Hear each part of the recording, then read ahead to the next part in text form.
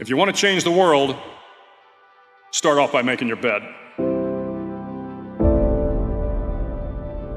If you make your bed every morning, you will have accomplished the first task of the day. It will give you a small sense of pride, and it will encourage you to do another task, and another, and another. And by the end of the day, that one task completed will have turned into many tasks completed. Making your bed will also reinforce the fact that the little things in life matter. If you can't do the little things right, you'll never be able to do the big things right. And if by chance you have a miserable day, you will come home to a bed that is made, that you made. And a made bed gives you encouragement that tomorrow will be better. I've been a Navy SEAL for 36 years. Every morning in SEAL training, my instructors, who at the time were all Vietnam veterans, would show up in my barracks room, and the first thing they'd do was inspect my bed. If you did it right, the corners would be square, the covers would be pulled tight, the pillow centered just under the headboard, and the extra blanket folded neatly at the foot of the rack.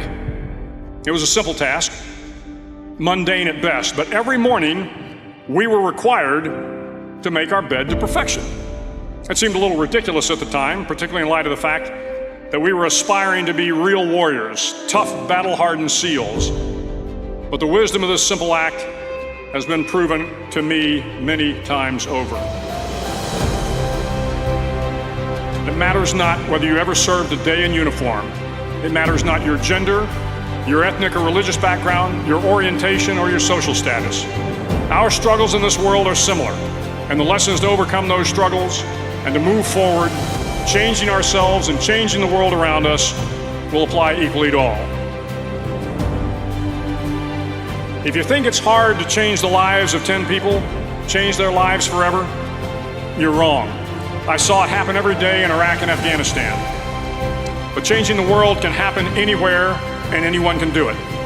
So what starts here can indeed change the world. You will likely fail often. It will be painful. It will be discouraging.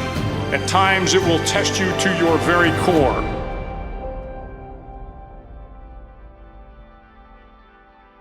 At that darkest moment of the mission is a time when you need to be calm, when you must be calm, when you must be composed, when all your tactical skills, your physical power, and your inner strength must be brought to bear. If you want to change the world, you must be your very best in the darkest moments. If I have learned anything in my time traveling the world, it is the power of hope. The power of one person, a Washington, a Lincoln, King, Mandela, and even a young girl from Pakistan, Malala. One person can change the world by giving people hope. Start each day with a task completed. Find someone to help you through life. Respect everyone. Know that life is not fair and that you will fail often. But if you take some risks, step up when the times are the toughest, face down the bullies, lift up the downtrodden, and never ever give up. If you do these things, the next generation and the generations that follow will live in a world far better than the one we have today. And what started here will indeed have changed the world for the better. Finally, in SEAL training, there's a bell. A brass bell that hangs in the center of the compound for all the students to see. All you have to do to quit is ring the bell.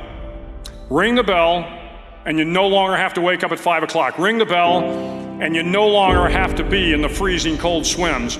Ring the bell, and you no longer have to do the runs, the obstacle course, the PT, and you no longer have to endure the hardships of training. All you have to do is ring the bell to get out.